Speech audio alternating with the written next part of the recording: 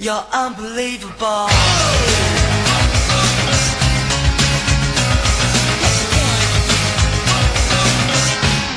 You're unbelievable. Hey guys, it's me, obviously. Today we want to talk about Newton's second law. I'm sorry that I can't be in the classroom with you guys to talk about this with you. It's a very important topic. I'm going to post this video on the website as well. It's very similar to the video that's already there, but this is going to be a little bit more in depth with a little bit more understanding. So it's a little bit longer, so if you do need more of a refresher and you need to understand it better, you can come back, go online, you can watch this video online and kind of get caught up with the rest of the class. Newton's second law is an extremely important topic. In fact, every day this unit, we're going to be doing what we're doing right now in this video. And we might add other little things to it, but this isn't going away anytime soon. You need to take notes. You need to be paying very close attention.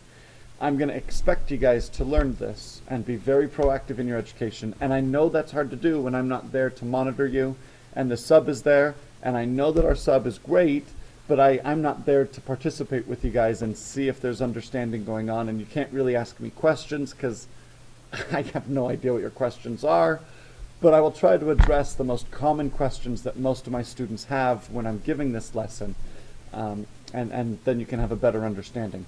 After this video, you'll have some time to work on some sample problems, but right now you really need to get out your notebook, take notes, and write this stuff down. You need to know this. It's going to be here for a very, very long time. To understand Newton's second law, I want to compare it first with Newton's first law, right? The first law, if we were to paraphrase it in a simpler way of understanding, we could say that objects will move at a constant velocity if the forces are balanced. That's pretty easy. We've done that for several weeks now, talked about balanced forces. Newton's second law is pretty similar to this, but a little bit different.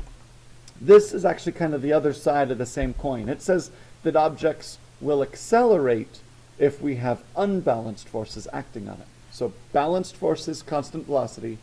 Unbalanced forces is acceleration. You already knew that. This shouldn't be anything new. But you might just recognize Newton's second law, how most people refer to it, and that is that the net force is equal to mass times acceleration. This little squiggly symbol right here, this is called sigma. It's a Greek letter. It kind of looks like an E, but it's sigma F. Now, sigma actually stands for all of the forces acting on it. So we're not saying that one force is equal to mass times acceleration. We're saying all of the forces acting on an object, all of them added together, equal ma.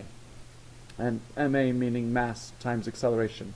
You may also see sigma F written as F net, the net force, right?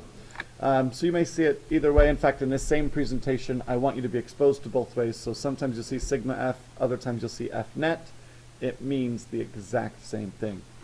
So what does this net force actually mean to you, right? How are we going to use this?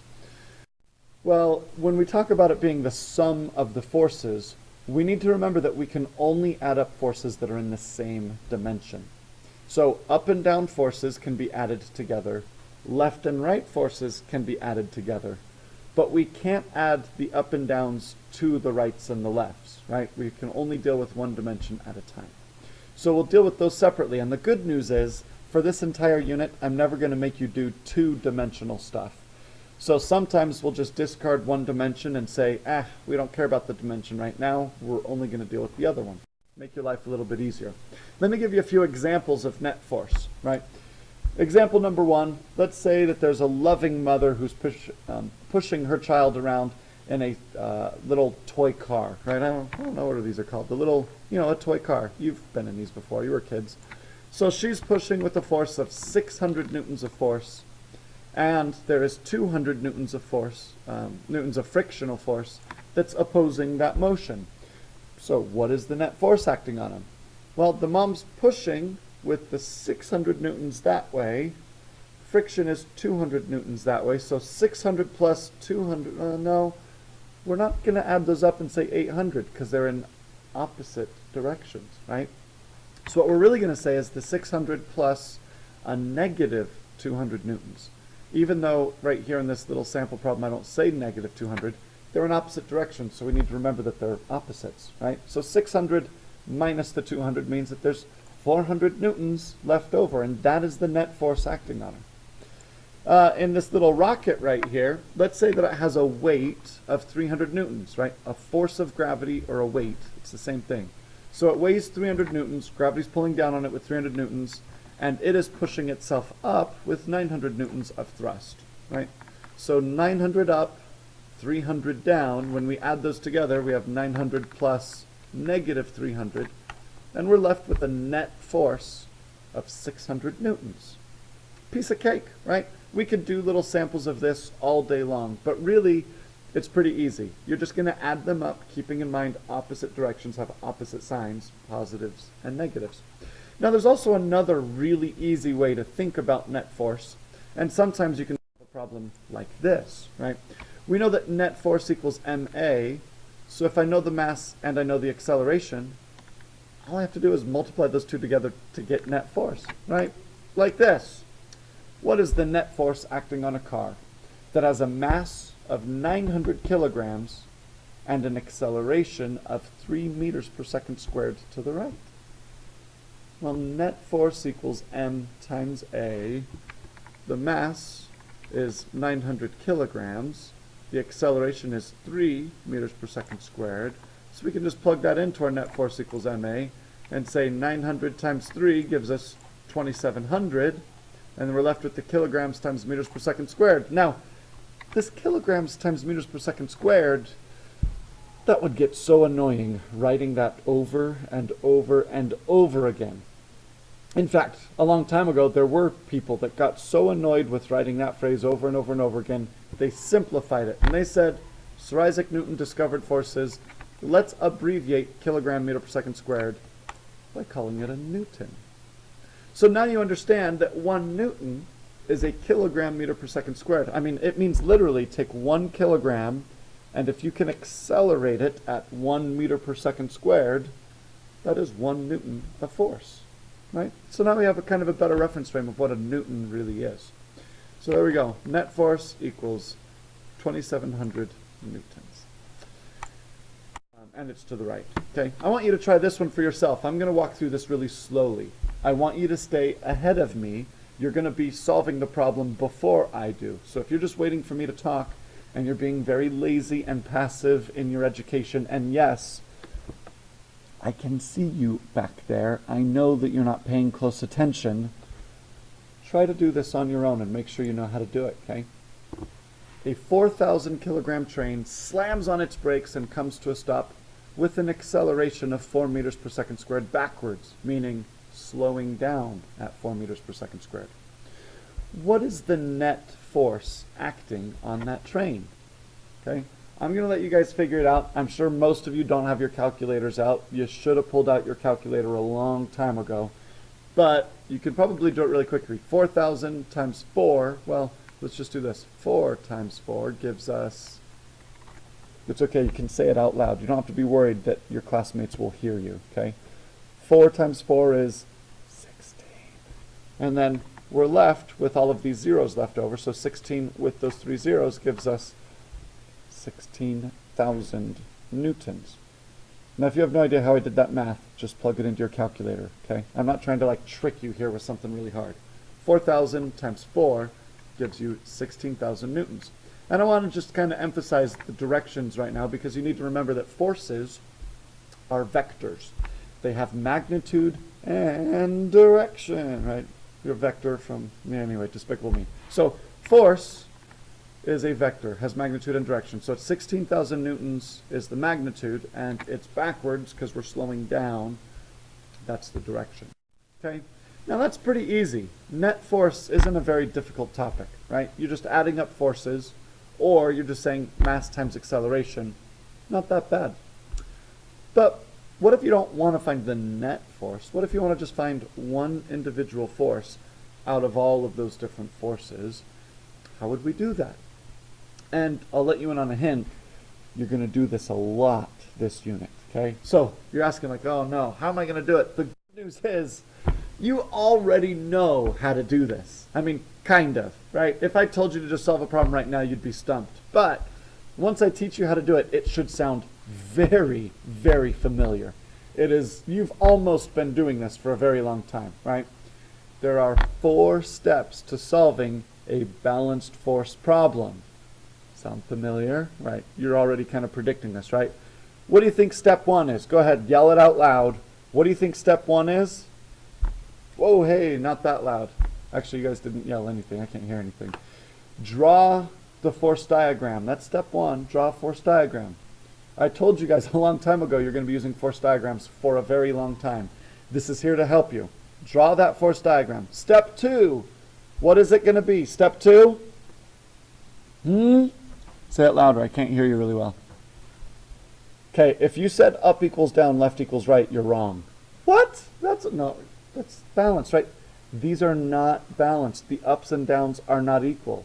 The left and the right are not equal. So we're not going to say up equals down, left equals right like we have with all the other problems. This is where we have just a tiny difference. All you need to say is that our net force equals ma, because now we're dealing with Newton's second law for unbalanced problems.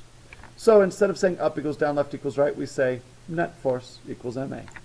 The third step, we identify which forces are affecting the acceleration, and we plug those in symbolically into the net force equals ma. And then the last step is we find all of the numbers that we have in the problem, we plug that into the equation, and we solve. So really, 3 of these, 1, 3, and 4, these are the same 3 steps that we've done for balanced force problems. Really, the only difference is the net force equals ma. So let's talk about this one for just a little moment because it is different. This is the only one we really need to describe so we understand how to do it well, okay? Remember that net force means the sum of all of the forces, adding up all of the forces. We can only add the forces that are in the same dimension, up and down, or left and right. Now, for our problems, I kind of told you before, I'm going to take it easy on you guys. We're only going to care about the one dimension. So it'll be unbalanced in one dimension, but balanced in the other, or vice versa, where it's unbalanced up and down, but balanced in the left and right. So we're only going to care about the direction that it's accelerating, just that one dimension. The other dimensions aren't really going to matter for the most part, okay? Now, let's talk about this little car right here. This is the aerial atom. We could talk about this accelerating to the right, which means the up and downs are balanced. The left and right is unbalanced. In fact, that aerial atom there, that is my favorite car in the entire world, so let's do that problem, okay? Let's try it. These are real numbers. I didn't make these up. This is actual numbers about the aerial atom. If you've never heard of that car, you can look it up, especially if you look up aerial atom Jeremy Clarkson. Awesome video. That's what made me fall in love with this car. The aerial atom has a mass of 612 kilograms, give or take a little bit, but that's kind of the stock weight. And it can accelerate at a rate of about 11 meters per second squared. If the force of friction on average is 500 newtons, what is the force that that engine is exerting to get that car to accelerate? Okay. Now already, if you're freaking out, this is a daunting question. Just relax, okay? Let's pause, take a deep breath, and just go through the 4 steps. Step number 1. Step number 1, let's watch an animation of the aerial atom, huh? Vroom! There we go. Step 1, draw the force diagram. We've got gravity that's pulling straight down, and hopefully you guys can see this. This color's kind of light on this background. I should have planned better. But hopefully you can see it. Gravity is pointing straight down. We have the normal force that's pointing straight up, and these 2 arrows are the exact same size because this aerial atom is not literally going to take off and fly and accelerate upward, okay? It just goes side to side. We have the engine that's pulling forward, and we have friction pulling backwards, and because it's unbalanced, the engine arrow is bigger than the friction arrow because we're traveling to the right. We're accelerating to the right, so it's unbalanced in that direction, okay? The second step is net force equals ma. Now, the other way of saying this is, remember, we're adding up all of the forces. When we say net force, we add them all up. We don't care about the up and down. We just said that we only care about left and right. So we're going to say the right force plus left force equals MA, right? Because net force is the addition of those two. Now, I'm going to give you guys a little hint here, and that is that you want to list the larger force first. Now, I know that right now that doesn't seem to matter because right plus left and left plus right is the exact same thing. Right now, I know that doesn't make sense. That's fine. But in like 5 or 7 minutes, you'll see that it actually is going to make life easier if you put the big force in front. It makes life a little bit better. Okay? So, list the larger first one, the larger force first. That's a tongue twister. So if this aerial atom were turned the other way and going left, I would say left plus right equals MA. Okay? Step 3, we identify the forces. So here's our force diagram. We have the right plus left equals MA. I look at my arrow pointing to the right and I see F engine is right, so I plug in F engine for the right. I look at my left arrow and I see that's the force of friction, so I plug in the force of friction. And the mass times acceleration hasn't changed, so we're just left with this. F engine plus FF equals MA. The last step is to find the numbers and plug it all in. So here's this. We already have that symbolically. That's from the previous slide. So now the new part is let's find these numbers. The mass is 612 kilograms. So we're going to plug in 612 for the mass. The acceleration is 11 meters per second squared. So we're going to plug in the 11 meters per second squared for the acceleration. Now the force of friction is 500 newtons, so we're going to plug in 500 newtons. We plug it all in, F engine plus this, blah, blah, blah. Wait a minute, hold on a second. That's a negative sign right there. This didn't say anything about negative. I know. Now you guys are getting mad at me. Oh, Mr. Bell, why are you doing? Let me explain, okay? Remember, they're in opposite directions, right and left. If the engine is our bigger force pulling over to the right, our left force is going to have to be negative. That's just the law. That's how it works. Otherwise, they'd both be in the same direction if we made them the same sign. So opposite signs, opposite directions. So we have to make this a negative 500. We plug that all in. We multiply 612 and 11 and we get 6732. Then, of course, since this is a minus 500, we add that over and we get that the force of the engine is 7,232 newtons. I want to pause for just a moment and talk a little bit more about this negative 500 deal. Every single one of you, every one of you is going to mess this up. Now, I'm not saying that pessimistically. It's not that I don't have faith in you. It's just, it's hard to remember. I mess that up sometimes. It's hard, okay? I told you it's 500 newtons, so you plug in 500 and you forget about the minus sign. You're not thinking about it. You're in a habit, you plug it in, it's done. Now, I don't want you to make this mistake, and it's hard to remember. There's really not a good way to force you to remember it, so I'm going to let you guys in on a little secret, but it's kind of like cheating. So you got to promise you're not going to tell anyone I told you this, okay? Because I think the physics community might just expel me, and I won't be able to do physics anymore if they found out I was teaching my kids to cheat like this, okay? We know that net forces add them all up. So normally we'd say F right plus F left equals MA, but instead of saying right plus left, let's just get in the habit of always saying right minus left. And when I say always right minus left, I don't really mean always right first. Remember, I told you whichever is the biggest force, you want to put that first. In this previous example with the aerial atom, it was going to the right, so the right is first. But what I'm really meaning is this minus sign. All we're doing is we're saying we know that the left force is going to be in the opposite direction, so let's just plug in the minus sign now before anything happens, and that way we never have to worry about it. If you always do the minus sign right there, you never have to worry about a minus sign ever for these types of problems. So now you can just plug in a regular 500 and you'll have F right minus 500. Hey, it works out, right? Now I know this isn't really cheating. I'm not going to get expelled from the science community. But I need you to realize that net force doesn't mean subtracting forces. It means adding them up. But because they're in opposite directions, you're adding negative values. So from here on out, whenever I'm doing problems, I'm not even going to bother saying plus sign here. I'm going to forget this even existed, and I'm just going to say big force minus little force equals ma. So if we're dealing with up and down directions, it would be up minus down, or down minus up equals ma. If we're accelerating to the left, then we'd say left minus right equals ma. Okay? Just always write it that way. It's going to make your life so easy. Put that in a nice big box in your notes, bold it, underline it, highlight it, color it, whatever you need to do to remember it. But if you do right minus left, left minus right, up minus down, down minus left, or whatever, right? As long as you're doing the negative signs, then you don't have to worry about negative signs, right? Let's try one more little problem, and I want you guys to do this one again, like all by yourself. I'm going to talk really slowly through this problem. Don't be watching this video waiting for me to make the next move.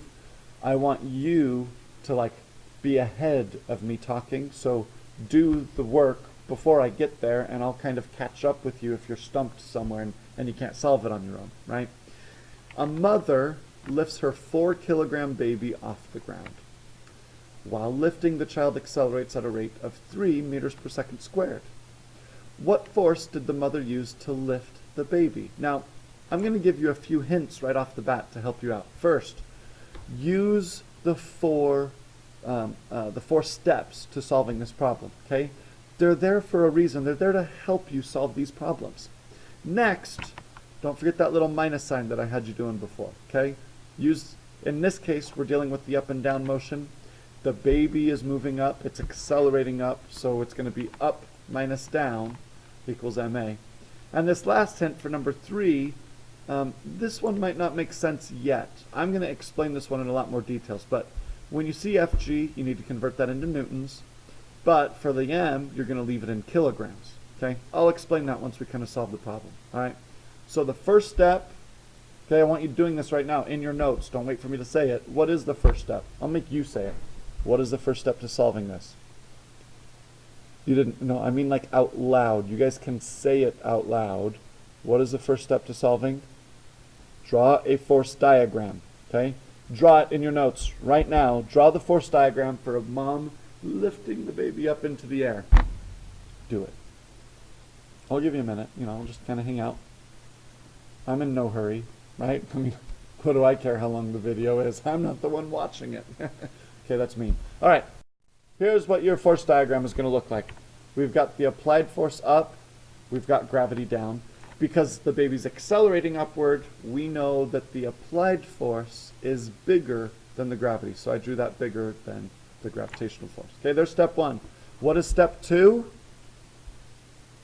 Net force equals ma. So write that down. Net force equals ma. We're dealing with ups and downs, so you're going to want to write up minus down equals ma. Right? So up minus down equals ma. Good. Continue on. What's the third step? Hopefully I'm not moving too fast for you guys. It's hard for me to sit and stare into a camera with no feedback from students.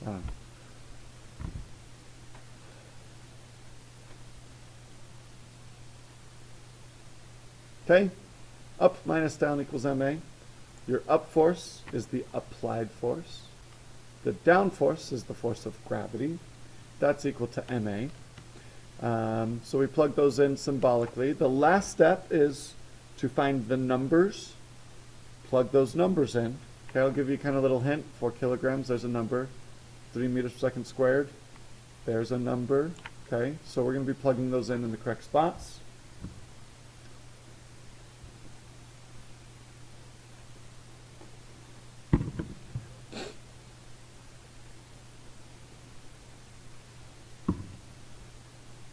All right, so Fp minus Fg equals ma.